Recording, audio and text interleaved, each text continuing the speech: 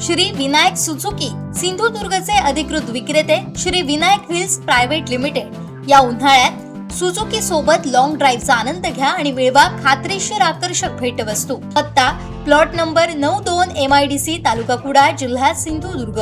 संपर्क 94 23 98 97 81 94 23 98 97 83 आणि 86 05 58 63 76। आमदार निलेश राणे विकासाचं व्हिजन असणारं नेतृत्व आहे। जनतेला अपेक्षित विकास साध्य झाला पाहिजे यासाठी त्यांची तळमळ असते। प्रत्येक अधिवेशनात जनतेच्या न्याय हक्कासाठी भांडणारं आमदार निलेश राणे खऱ्या अर्थाने जनतेचं नेतृत्व आहेत, असं प्रतिपादन शिवसेना जिल्हा प्रमुख दत्ता सामंत यांनी केलंय। चिंदरगाव भेट कार्यक्रमात सामंत काय म्हणाले पाहूया। आज चिंदरगावमध्ये पहिल्यांदा शिवसेना पक्षाची सन्माननीय आमदार साहेब यांच्या उपस्थितीत बैठक होते।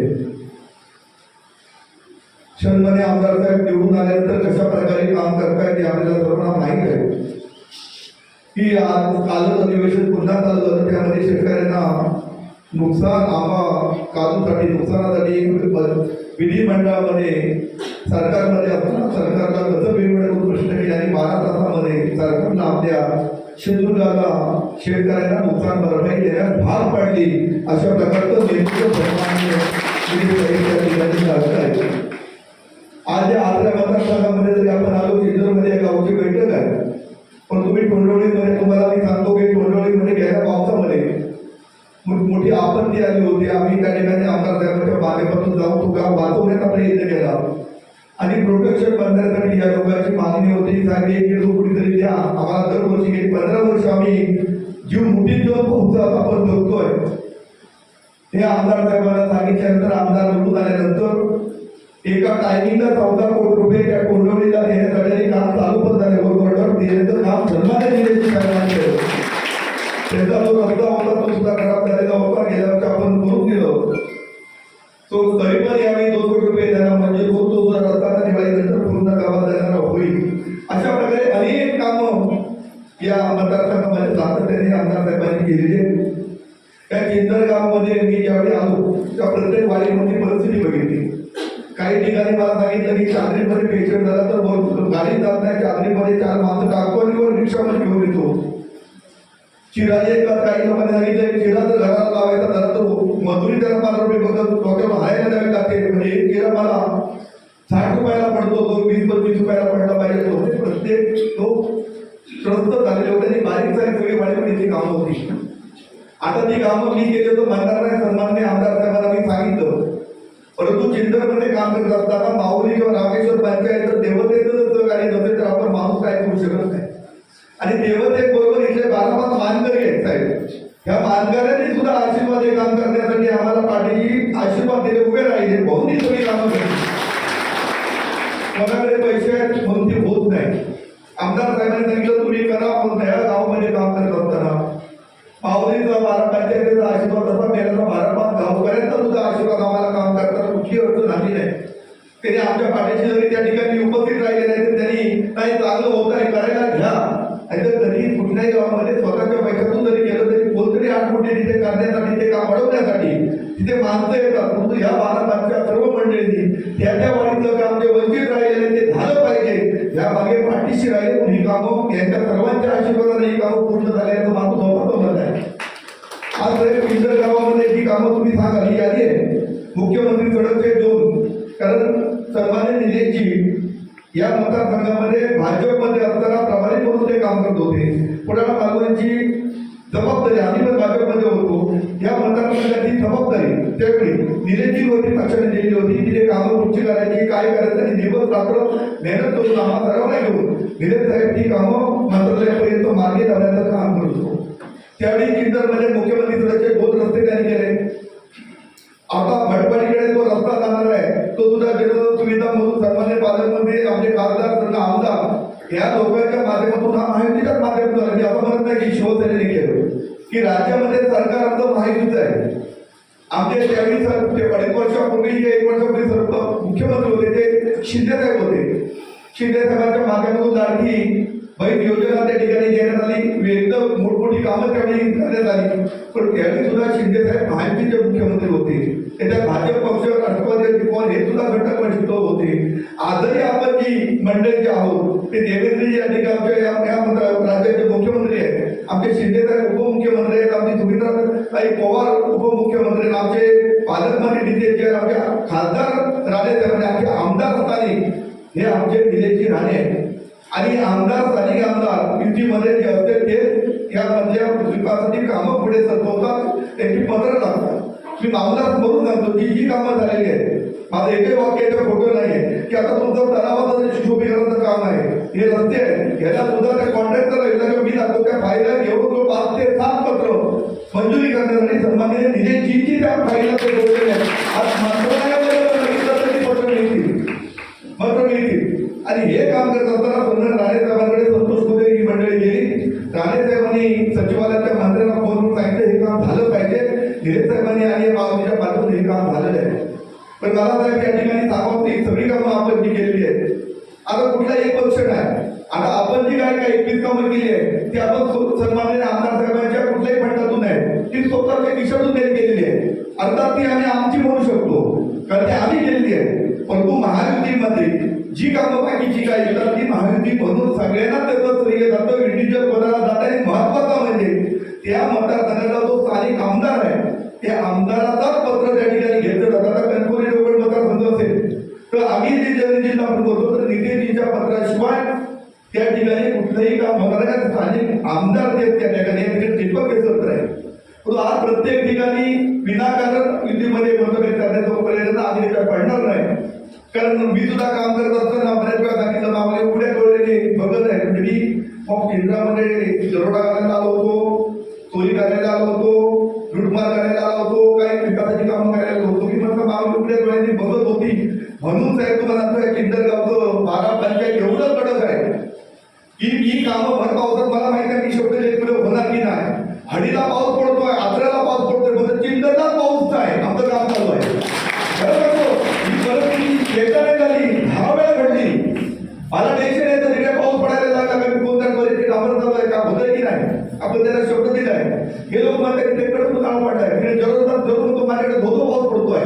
म्हणजे हे पण इथे बघायला मिळालं की पंचवर्षी पाऊस पडत होता पण आमची कामं चालू असताना केंद्रमध्ये माऊलीच्या कृपेने ही कामं होत होती. म्हणजे तिचा आशीर्वाद होता म्हणून ही कामं आपण करू शकतो. आज साहेब तळ्याचं जे काम आहे मी सांगतो तुम्हाला, तळ हे केंद्र गावाच्या एकदम महत्वाचा विषय. जर तळ्याचं दर्जेदार जर काम झालं तर 100% इथे बोली होऊ शकतो, पर्यटन होऊ शकतं, सगळं होऊ शकतं. मी तळ्याच्या कामाचा थोडाफार अभ्यास केला, थोडाफार बराच केला. त्या टेंडरमध्ये साहेब जवळजवळ 80-150 मीटर लांब आणि असं 100 मीटर आणि खोली जवळजवळ 7.5 फूट म्हणजे 2 मीटर एवढा गाळ म्हणजे 9,500 ब्रास पहिला त्या टळ्यातून गाळ काढायचा होता. माझ्या माहितीप्रमाणे 700-800 ब्रास सुद्धा निघाला नाही. आणि जेवढा आपण गाळ त्या टळ्यातून काढू तेवढा 3 कोटी लिटरचं पाणी त्याच्या स्टोरेज होणार होतं एक्स्ट्रा. म्हणजे तुमचं जे आहे तो गाळ तेवढा झाला 100 मीटर लांब, 150 मीटर लांब, 100 मीटर रुंद आणि 2 मीटर खोल. तेव्हा 3 ते 3.25 कोटी लिटर पाणी स्टोरेज होणार होतं त्या तळ्यामध्ये. पण मुद्दा शब्द या लेवलला संपूर्ण एकसारखं कुठेही असं अडकणार नव्हतं स्टोरेज. जुनं पाणी 5-6 फुटाचं म्हणजे जवळजवळ 5 कोटीपेक्षा जास्त लिटर त्या तळ्यामध्ये पाण्याचं स्टोरेज होणार होतं. एप्रिल मे मध्ये जर प्रत्येक दिवशी जरी आपण शेतीसाठी ह्याच्यासाठी जरी वापरलं असतं 6 लाख लिटर जरी वापरलं असतं तरी 3 महिने ते पाणी त्या स्टोरेज मध्ये पुरलं एवढं. म्हणून त्याचं गाळ काढायचं होतं. तो गाळ त्याला काढलाच नाही. पर्यटन मध्ये त्याच्यात काय काम झालंय मला माहित नाही. त्यामुळे हे कळलं हे भवितव्याच्या केंद्राचे अस्तित्वाचं आहे. माझ्या माहितीप्रमाणे कॉन्ट्रॅक्टरी कोणा लोकप्रतिनिधी किंवा पदाधिकारी आरोप करते माझं डिपार्टमेंटचं मॅटर आहे. मी कुठच्या पक्षामध्ये मी बोलत नाही. मी बोलतोय त्या डिपार्टमेंटला बोलून यायला एस्टिमेट करून तुम्ही गाव कुठे काढा याला पण माहिती आहे. तिथे पोकलँड चालू होता. आता माझ्या स्वतःचे 14 पोकलँड आहे मला माहिती आहे. पोकलँड तो तेवढा लांब मुंबाचा पोकलँड असतो त्याला जेसीबीचं बकेट असतं. पोकलँडचं जेसीबी बकेट नसतं कारण त्याचं बूम लांब आहे. त्याचं 0.65 हे बकेट असतं आणि आमच्या रेग्युलर पॉपलेला 1.3चं बकेट म्हणजे डबल बकेट असतं आणि आमचा रेग्युलर जो पॉपलेट आहे तो स्विंग जो होतो तो एका तासाला जवळजवळ 150 ग्लास जरी काढली तर हा पॉपलेट बूम 50 फूट आहे. ते खाली जाऊन मेंटेन व्हायला मुद्दा लक्षात घ्या. म्हणजे आपल्या पॉपलेटने जर 10 तास जर 2 तासात जर काम 3 तासात केलं तर ह्या मोठ्या पॉपलेटला त्याला 10 तास लागणार. काय जेसीबीचा बकेट आहे ते. आणि तुम्ही विचार करा म्हणजे त्या प्रकारचं काम त्या ठिकाणी झालं नाही त्याच्यावर आपण लक्ष दिला पाहिजे. आणि मी ह्या प्रसंगी सांगतो की इथे राजकारण बोलण्यासाठी आपण आलो नव्हतो, परंतु ज्या ज्या वेळी चिंतनमध्ये प्रत्येक वाडीमध्ये कुठलाही प्रसंग असो, कोणता आजारपण असो, पण औषधा वाचून पण डॉक्टर वाचून त्याला कुठे गरीब असेल, कोणाला आपत्ती आली असेल, कुठलं धार्मिक कार्य असेल, कुठली आपत्ती असेल, कुठलं बारीक सारीक काम वाडीमध्ये ते तिथे गाडी गेली पाहिजे असं मला स्वतः म्हणणं आहे. कुठलाही ग्रामस्थ शेतकरी आपला त्याच्या घरी रिक्षा तरी गेली पाहिजे. कुठे आजारपण झालं तर फोन लावायला रिक्षावाला यायला पाहिजे.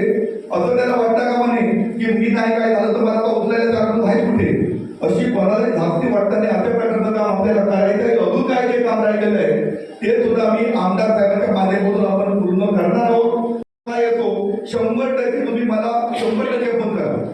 100% आम्ही आमदार साहेबांच्या माध्यमातून त्याला फुकट ट्रीटमेंट करण्याची व्यवस्था मी आणि माझे सर्व सहकारी करू. कारण आमदार साहेब नेहमी म्हणतात पक्ष नंतर परिवार आपलं कुटुंब आहे. आपण चिंतनगावमध्ये आपण एकत्र एवढी माणसं बसलेली आहोत, आपण कुटुंब म्हणून बसलेले आहोत.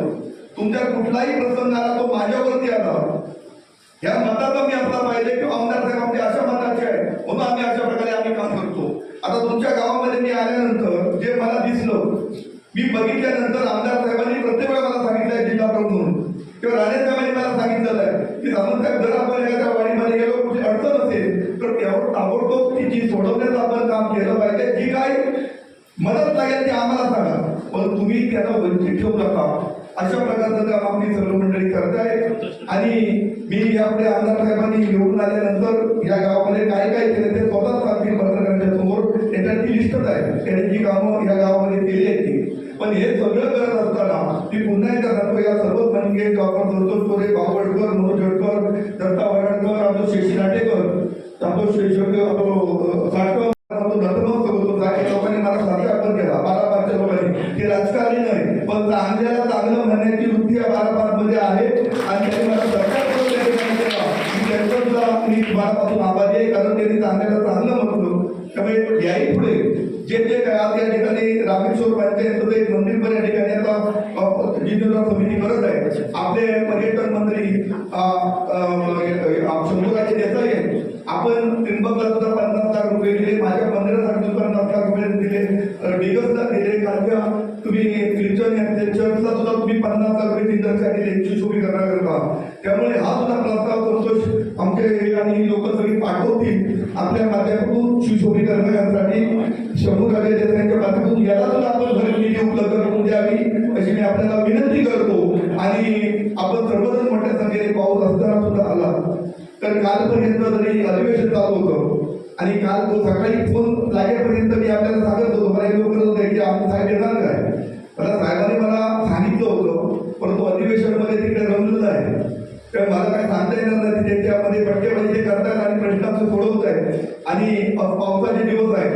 पण साहेबांना मी फोन केला दुपारनंतर आणि मला ते सांगितलं ठीक आहे मला चिंतनमध्ये जायचं आहे, चिंतनमध्ये लोकांना मला आशीर्वाद द्यायचा आहे, 12 मंडळींना भेटायचं आहे, मला त्या ठिकाणी जायचं. उर्वरित जो काय विकास असेल तो सुद्धा मला महायुतीच्या माध्यमातून आणि आमदार म्हणून या ठिकाणी करायचं आहे. आणि त्यासाठी आमदार त्या ठिकाणी आले. मी पुन्हा एकदा सर्वांचे आभार मानून सांगतो.